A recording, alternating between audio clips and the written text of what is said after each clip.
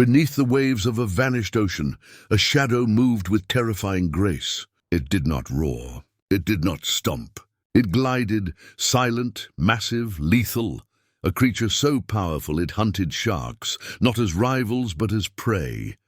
What kind of beast left behind only bones, yet terrified entire ecosystems? Its jaws could crush ammonites like eggshells. Its tail could propel it faster than any prey could flee. Its teeth, conical, recurved and socketed, were designed not just to kill, but to dominate. This was not a fish, not a whale, not a dinosaur.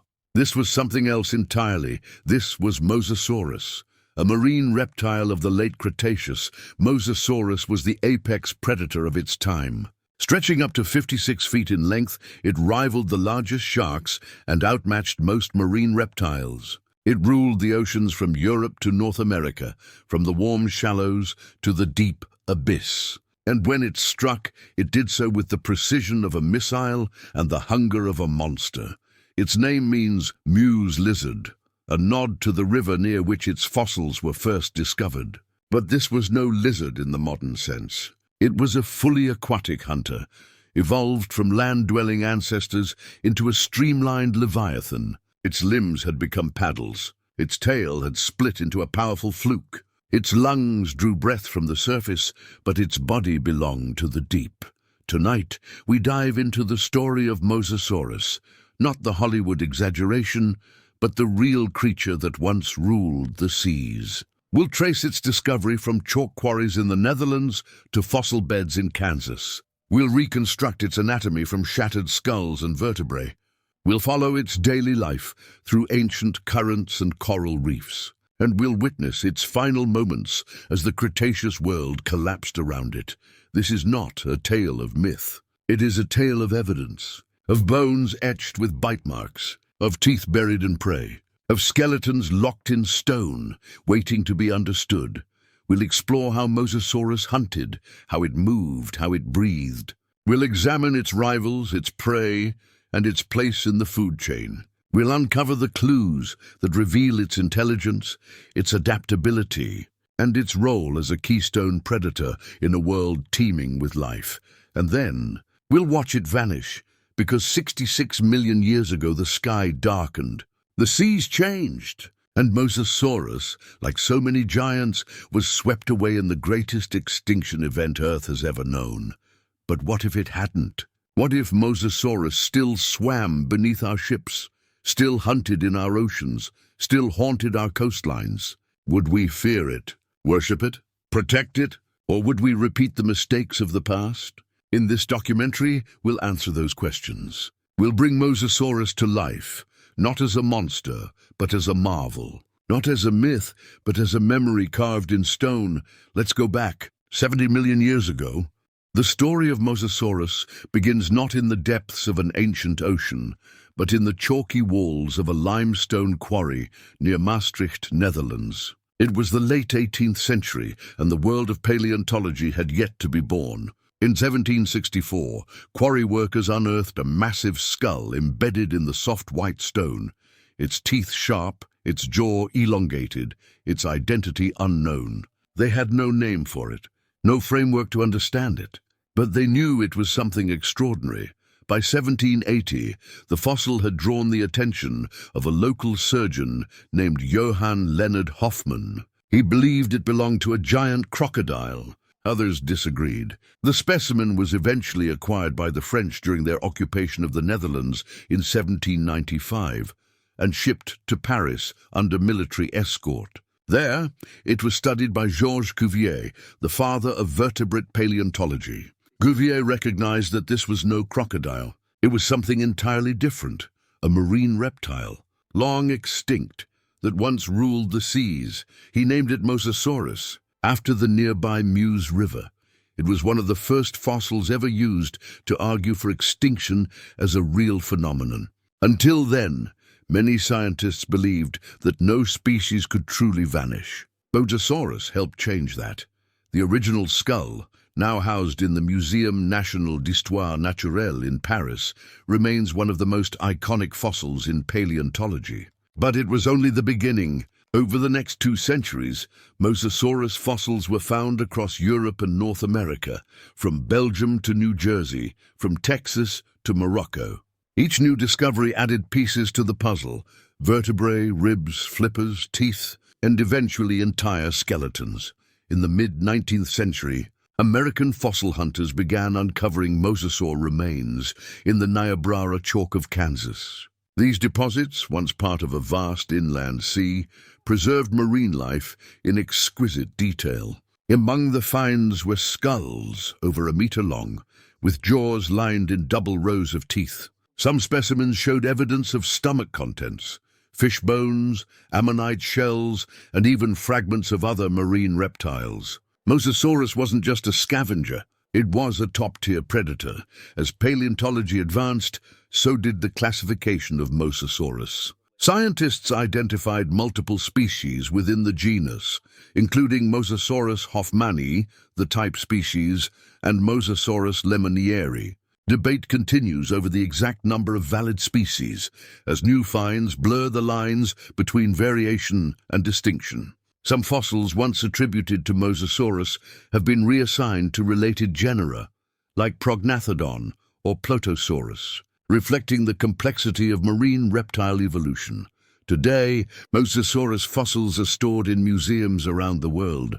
The Natural History Museum in London, the Smithsonian Institution in Washington, D.C., and the Royal Belgian Institute of Natural Sciences all house significant specimens. In Morocco, commercial fossil operations have uncovered dozens of mosasaur skeletons from phosphate mines, offering both scientific insight and ethical controversy over fossil trade. CT scans and 3D modeling have revolutionized how we study these remains. Paleontologists can now reconstruct skull mechanics, simulate bite force, and analyze inner ear structures to infer swimming behavior. Microscopic analysis of bone tissue reveals growth rates and age at death. Even the chemistry of fossilized teeth offers clues about diet and migration patterns, but the journey of discovery is far from over.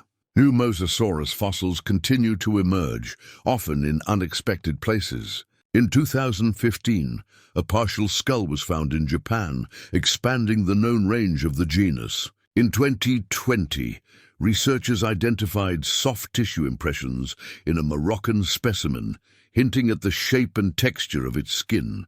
These finds challenge old assumptions and open new doors, from a limestone quarry in 18th century Europe to the cutting-edge labs of today. The discovery of Mosasaurus is a story of curiosity, conflict, and revelation. It reminds us that even the most terrifying monsters of prehistory can begin as fragments in stone, and that every fossil holds the power to reshape what we think we know about life on Earth. Mosasaurus was not built like a fish nor like a whale. It was a reptile, fully marine yet unmistakably distinct. Its body was long and muscular, stretching up to 17 meters in length, roughly the size of a city bus. Its weight is estimated between 13 and 15 tons, depending on species and age. This was a leviathan of the deep, a predator whose very silhouette could send entire schools of fish scattering. Its skull alone could measure over 1.5 meters, packed with conical teeth designed for gripping and crushing. These teeth were not serrated like those of theropod dinosaurs, but smooth and recurved, ideal for seizing slippery prey. Each jawbone was double-hinged, allowing Mosasaurus to open its mouth wide and swallow large prey whole. Some species even had a second row of teeth on the roof of the mouth, pterygoid teeth, that helped draw prey deeper into the throat, preventing escape. The eyes were forward-facing, granting binocular vision and depth perception. Though not enormous, they were well adapted to low-light conditions, allowing Mosasaurus to hunt in deeper waters or during twilight hours. The nostrils were positioned high on the snout, enabling it to breathe at the surface without fully exposing its head, a stealthy adaptation for an ambush predator. Its body was streamlined, with a powerful torso and a long tapering tail. Early reconstructions imagined Mosasaurus with a simple eel-like tail, but newer fossil evidence reveals a crescent-shaped fluke at the end, similar to that of modern sharks. This tail structure allowed for rapid bursts of speed and agile turns, essential for chasing fast-moving prey like fish, squid, and even other marine reptiles. The limbs had evolved into flippers. The front pair were larger and more paddle-like, used for steering and maneuvering. The rear flippers, slightly smaller, helped stabilize the body during swimming. Unlike sea turtles or plesiosaurs, Mosasaurus did not rely on flipper propulsion alone. Its primary thrust came from the tail, which undulated side to side in powerful strokes, propelling the animal forward with surprising speed. Its skin, once imagined as scaly and reptilian, is now believed to have been smoother and more hydrodynamic. Fossil impressions from related mosasaurs suggest a texture more akin to that of modern dolphins, tight, pebbled scales that reduced drag and allowed for efficient movement through water. Some specimens even show evidence of pigmentation, hinting at counter-shading, darker on top, lighter underneath. A camouflage strategy still used by marine predators today.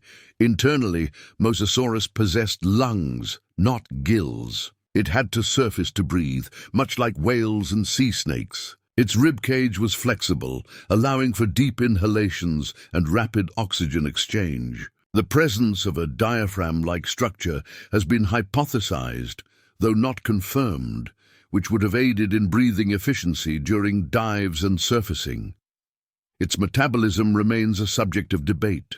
Some paleontologists argue that Mosasaurus was warm-blooded, or at least mesothermic, capable of maintaining a higher internal temperature than its surroundings. This would have allowed it to remain active in cooler waters and sustain high levels of predatory activity. Bone histology studies show dense vascularization, supporting the idea of elevated metabolic rates. The brain case of Mosasaurus was relatively small compared to its body, but well developed in areas related to sensory input and motor control. Its inner ear structure suggests acute hearing underwater, possibly tuned to detect vibrations or low-frequency sounds. Combined with its vision and smell, Mosasaurus was a sensory powerhouse, capable of detecting prey from a distance and reacting with lightning speed. One of its most striking features was its jaw musculature. CT scans and muscle reconstruction models reveal immense bite force, strong enough to crush bone and shell. This power, combined with its tooth structure, made Mosasaurus capable of tackling armored prey like turtles and ammonites, as well as large fish and other marine reptiles. Despite its size, Mosasaurus was agile. Its flexible spine allowed for rapid turns and vertical lunges. It could breach the surface in pursuit of prey or dive deep to ambush from below. Its movement was not sluggish or serpentine. It was fast, deliberate, and lethal. Every part of Mosasaurus was engineered for dominance. From its fluke-powered tail to its double-hinged jaws, it was a master of the marine realm. Not a relic of the land, but a creature fully committed to the ocean. A predator whose physical traits reveal not just survival, but supremacy. In the warm, shallow seas of the late Cretaceous, Mosasaurus reigned as the undisputed apex predator. These oceans stretched across what is now Europe, North America, and Africa, forming vast inland waterways teeming with life. Coral reefs, ammonite beds, and schools of fish created a vibrant ecosystem, but beneath the surface, danger lurked in the form of a streamlined hunter with jaws built for domination. Mosasaurus was not a solitary drifter. It was an active, mobile predator, constantly patrolling its territory in search of prey. Fossil evidence from stomach contents reveals a varied diet: fish, squid, ammonites, turtles, and even other marine reptiles. In some specimens, fragments of shark teeth have been found embedded in Mosasaurus jaws, suggesting not only competition, but predation. This was a creature that ate sharks. Its hunting strategy combined stealth and speed. With its powerful tail fluke and hydrodynamic body, Mosasaurus could accelerate rapidly, closing the gap between itself and fleeing prey in seconds. It likely used ambush tactics, approaching from below or behind, then lunging with jaws agape. The double-hinged jaw allowed it to open wide, while the pterygoid teeth on the roof of its mouth ensured that once prey entered, escape was impossible. During daylight hours, Mosasaurus may have cruised near the surface, using its elevated nostrils to breathe without exposing its body. Its eyes, adapted to low light, allowed it to hunt in deeper waters or during twilight. At night, it likely descended into cooler depths, following prey migrations or resting in underwater alcoves. Its lungs, capable of deep inhalations, would have supported extended dives. Whether Mosasaurus hunted alone or in loose groups remains uncertain. No definitive evidence of pack behavior has been found, but multiple individuals have been discovered in close proximity within fossil beds. Some paleontologists speculate that juveniles may have stayed near adults for protection, or that Mosasaurus gathered around rich feeding grounds during seasonal migrations. Reproduction likely occurred in open water. Unlike sea turtles or plesiosaurs, Mosasaurus gave birth to live young, a trait confirmed by fossilized embryos found within adult specimens. This adaptation eliminated the need to return to land, allowing the species to remain fully aquatic throughout its life cycle. Newborns, measuring around a meter in length, would have been vulnerable to predators and may have sought shelter in reef systems or shallow lagoons. Juvenile Mosasaurus grew rapidly, as indicated by bone histology. Their growth rings show accelerated development during early years, likely to escape predation and reach hunting size quickly. As they matured, their diet expanded, and their hunting techniques evolved from opportunistic strikes to calculated ambushes. The ecosystem Mosasaurus inhabited was dynamic and competitive. It shared the seas with other mosasaurs, plesiosaurs, large fish, and sharks. Territorial disputes may have occurred, especially among larger individuals. Bite marks on Mosasaurus skulls and flippers suggest intraspecific combat, perhaps over mates, hunting grounds, or dominance. These injuries often show signs of healing, indicating that survivors lived on, with scars of ancient battles. Sound likely played a role in communication. While Mosasaurus lacked vocal cords, it may have produced low-frequency vibrations through body movement or jaw snaps. These sounds could travel through water, signaling presence or warning rivals. Its acute hearing, inferred from inner ear structures, would have allowed it to detect such cues from afar. Movement through the water was both graceful and powerful. The tail fluke provided propulsion, while the flippers offered precise control. Mosasaurus could glide silently or burst forward with explosive speed. Its spine, flexible yet reinforced, allowed for tight turns and vertical lunges. It could breach the surface in pursuit of prey or dive deep to ambush from below. A typical day in the life of Mosasaurus might begin with a slow patrol along reef edges, scanning for movement. As the sun rose, it would descend into cooler layers, conserving energy while tracking prey. Midday might bring a high-speed chase through open water, ending in a violent strike and a cloud of blood. By evening, it would retreat to deeper zones, digesting its meal and preparing for the next hunt. Its presence shaped the marine environment. Prey species evolved defensive strategies, speed, schooling behavior, camouflage, to avoid detection. Even other predators adjusted their ranges to avoid encounters. Mosasaurus was not just part of the ecosystem. It was the force that defined it. In every movement, every breath, every strike, Mosasaurus embodied the power of evolution in water. It was not a relic of the land, but a master of the sea. And in the rhythms of its daily life, we glimpse a world ruled not by giants of the forest, but by monsters of the deep.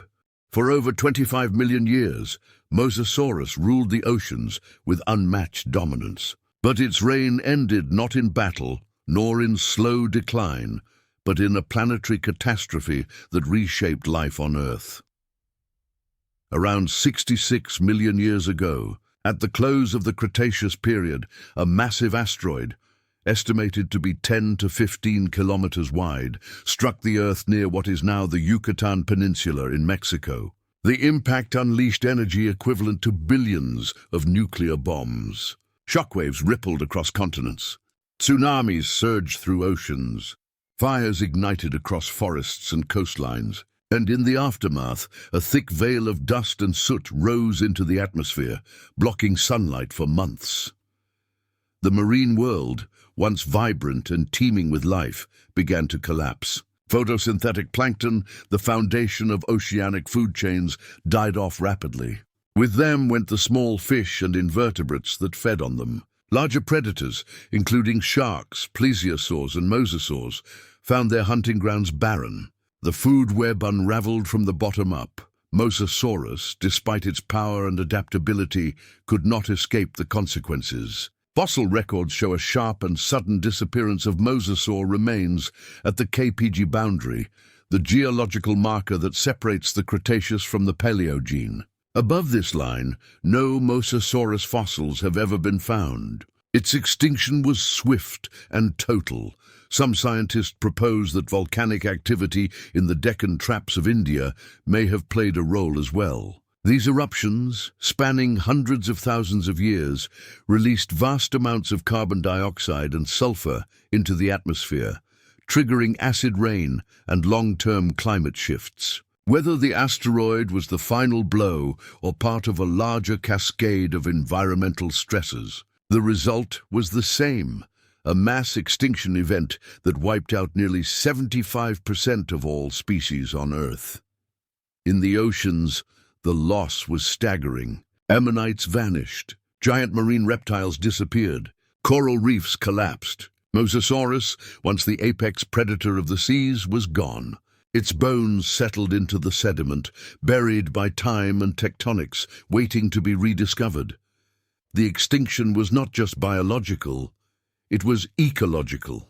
Mosasaurus had shaped its environment. Its hunting patterns influenced prey populations. Its presence dictated the behavior of other predators. With its disappearance, marine ecosystems underwent radical transformation. New species emerged. Mammals began their slow ascent. And the age of reptiles gave way to the age of mammals. But Mosasaurus left behind more than bones. It left behind a legacy of evolutionary innovation, a reptile that had returned to the sea and mastered it.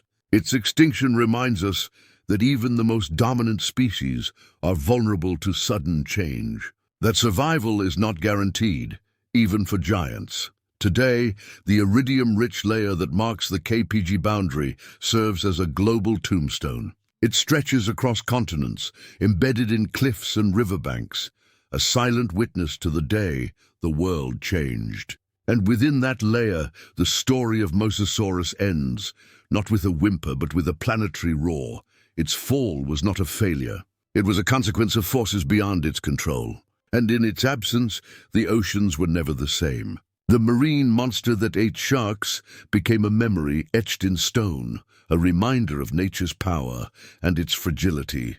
Imagine standing on the deck of a research vessel as sonar pulses echo through the deep. The screen flickers. A massive shape moves beneath the surface, long, muscular, unmistakably reptilian. It rises slowly, slicing through the water with terrifying grace. A dorsal shadow, a flash of teeth. Then silence. Mosasaurus lives. If this marine monster survived into the modern age, it would be unlike anything in our oceans. At up to 56 feet long, it would rival the largest great white sharks and dwarf most whales. Its presence would redefine marine biology, oceanography, and global conservation. Entire coastlines would be reshaped by its movements. Shipping lanes rerouted, fishing zones restricted.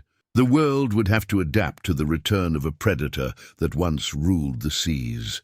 In remote archipelagos or deep ocean trenches, Mosasaurus might find refuge. It could thrive in regions like the Mariana Trench, the Sargasso Sea, or the icy fjords of Patagonia. Its lungs would still require surfacing, but its hunting would take place far below, tracking squid, fish, and even modern sharks with the same precision it once used against ammonites and plesiosaurs.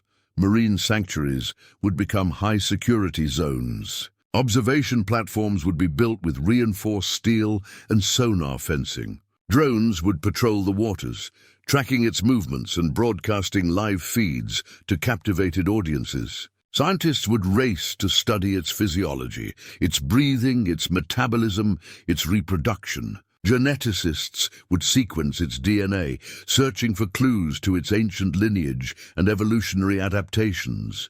Aquariums would dream of housing one, but the logistics would be staggering. A tank large enough to hold a Mosasaurus would span city blocks, requiring millions of gallons of salt water and constant filtration. Feeding it would demand entire schools of fish daily. Ethical debates would rage over captivity versus conservation. Could such a creature ever be contained, or should it remain wild, a living relic of Earth's deep past? Public reaction would be a mix of awe and fear.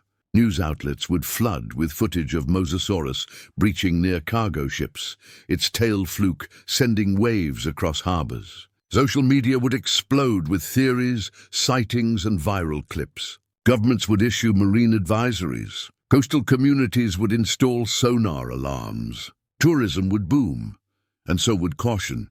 Ecologically, Mosasaurus could disrupt modern food chains. Its appetite for large prey might threaten populations of tuna, swordfish, or even dolphins. Conservationists would need to balance its protection with the survival of other species. Could it coexist with whales? Would it compete with orcas? Or would it carve out a niche all its own, reshaping the dynamics of the deep? From a scientific standpoint, its return would be revolutionary. Paleontologists could compare living behavior to fossil evidence. Veterinarians could study its immune system, offering insights into reptilian biology. Engineers might model underwater vehicles on its body plan. Its existence would bridge the gap between extinct and extant, rewriting textbooks and inspiring generations. But with its return comes a haunting question. Would humanity treat it with respect or repeat the mistakes of the past? Would it be hunted, feared, exploited? Or would it be protected, revered, studied with care? In a world of sonar nets, oil rigs, and plastic-choked currents, could Mosasaurus truly thrive? Or would it become another casualty of human expansion? In the end, the image lingers, a massive shape gliding beneath moonlit waves, ancient eyes watching from the deep, a reminder that Earth once belonged to giants, and that if Mosasaurus walked or swam the Earth again, it would challenge everything we thought we knew about power, survival, and the sea itself. In a world not built for giants, would it still swim the Earth?